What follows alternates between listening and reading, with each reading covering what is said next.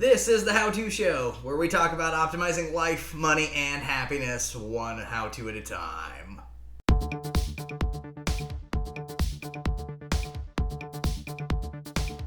What's going on, everyone? Anthony Drew Gary here, and this week on the show I'm going to touch on something that may be among the most important and least exciting of all the videos I've done. This week we're talking about life insurance and ultimately how to get it and how to make sure you're insured properly. And so again, nothing exciting about life insurance. In fact, kind of morbid once you think about it, but I was prompted to make this video by the fact that I got my life insurance renewal documentation in the mail this week, and so it's time for me to renew my life insurance. And I just want to talk about the concept of having life insurance, why you need it, why it's important, some of the pros and the cons of different ways you can do it, and really just hammer down how to make sure that this is accessible for you, because there's a good chance you need it. And so let's start with the basics there of who needs life insurance.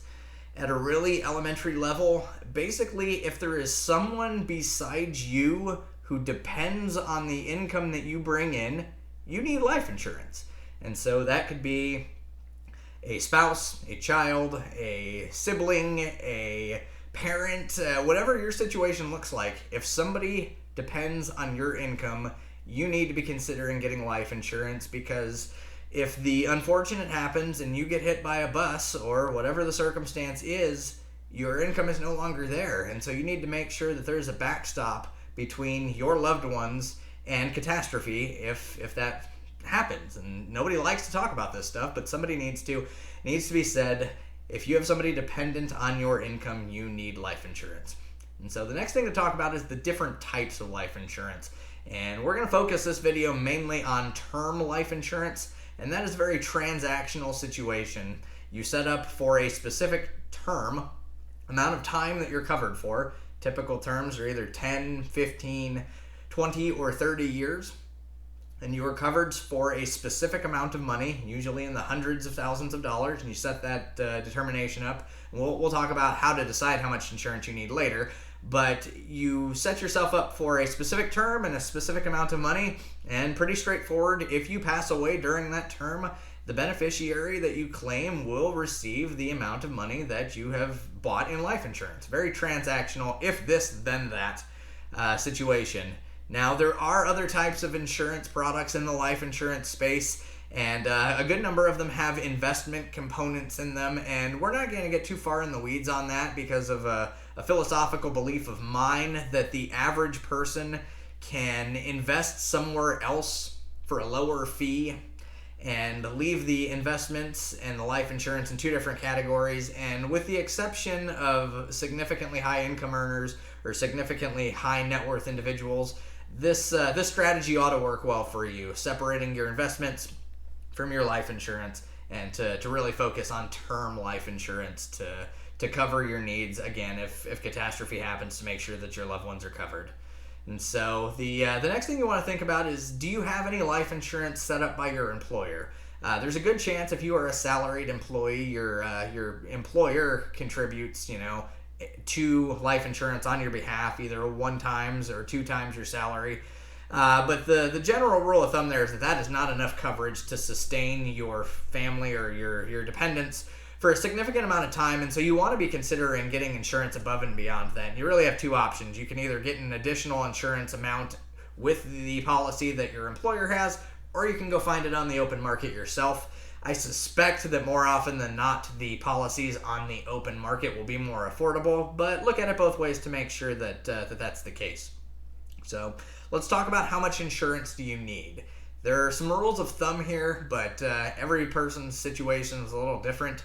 You want to start out by thinking about what you make, and realistically thinking about what you spend as well, and thinking of some sort of multiple of that income. And typical advice columns that I've seen suggest somewhere between 10 and 12 times your income, but you want to be thinking about this in a couple of different ways. And so, if you've got an infant or a 2-year-old at home or something like that, you want to basically make sure that the money that you have set aside for your life insurance doesn't run out before that child stops becoming dependent on your income.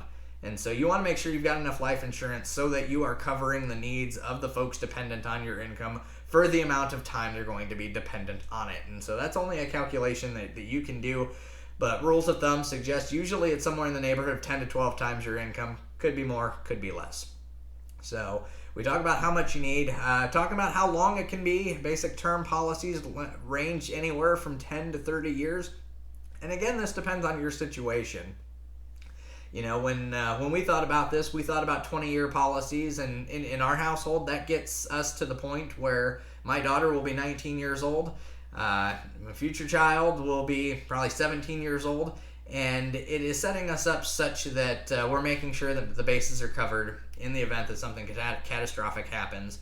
Everyone is going to be okay. So think about it in the terms of your own life. Is 10 years long enough? Is 30 years long enough? Is 20 years long enough? You'll have to decide that for yourself. And the price of the insurance does change pretty dramatically based on which option you pick.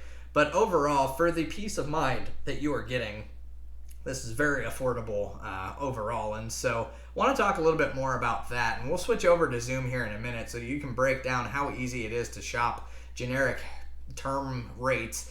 And you can get more specific on it, but I just want to give you a breakdown of a general sense. And so the way to get this is you can go through a website. You can basically, there are a handful of aggregators who search different companies, or if you have an insurance broker like Sean, who I brought on a couple of weeks ago, life insurance brokers generally work the same way that different types of insurance work. You can find somebody who can represent several different companies and hopefully find the most competitive option for you. And I do want to spend a minute talking about the process of signing up for it. Some policies will cover you no matter what.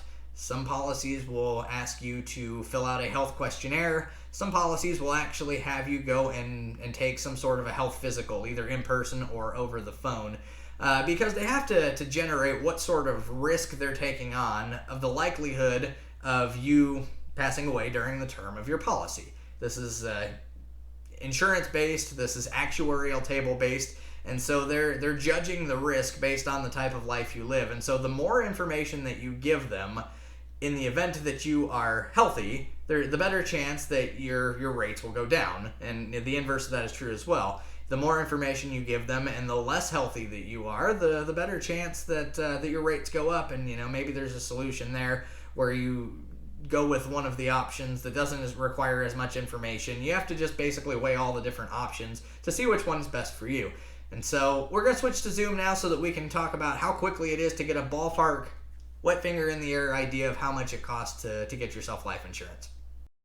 This is the Bestow website. They are a life insurance provider, and they are one of the options that does not require a medical exam, but we can use their website to get a wet finger in the air idea of how much life insurance is going to cost you. There's a good chance that if you go down the route of one of the life insurance providers that requires a health exam, you could get cheaper rates than this. But just want to show you how quick and easy it is to get a ballpark figure so that you can decide what a good price looks like as compared to something you could be budgeting just as a plug number for now. And so we'll go ahead and we'll click the button to get a quote, and we'll plug in some information here. I'm a male. We'll say I'm born on the 4th of July of 1995. Not true, but that's okay. Height, always wanted to be tall, so we'll say I'm 6'8". We'll say I weigh 200 pounds. Zip code, use my zip code, whatever. I currently use nicotine products. This is a pivot table, basically, that swings the cost of your insurance significantly. And so hopefully you're in a situation where you don't need to click that box, but if you do, it's there for you. And you get yourself a quote. And the basic quote here is $37 a month, but that's with information that has not changed here. So you can change your coverage based on typical numbers, and you'll see 30 years is $37 a month. But if you drop it down to 10 years, it's only $22. But that just goes to show you that to cover yourself for an additional 20 years, in this instance, it's only costing an extra $15 a month. And so that coverage amount is for $500,000.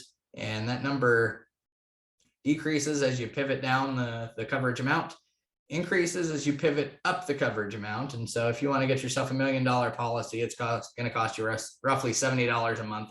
And again, this is the no health insurance, no medical exam type of life insurance. decent shot that you can get a price that's better than this, but I just wanted to give you an idea that for roughly $70 a month, rough case scenario, you can cover your family for $1 million worth of life insurance coverage in the event that something ever happens to you. This is one of those ways that you can show your family that you love them, even though you hope you never have to use it. So we'll switch back over.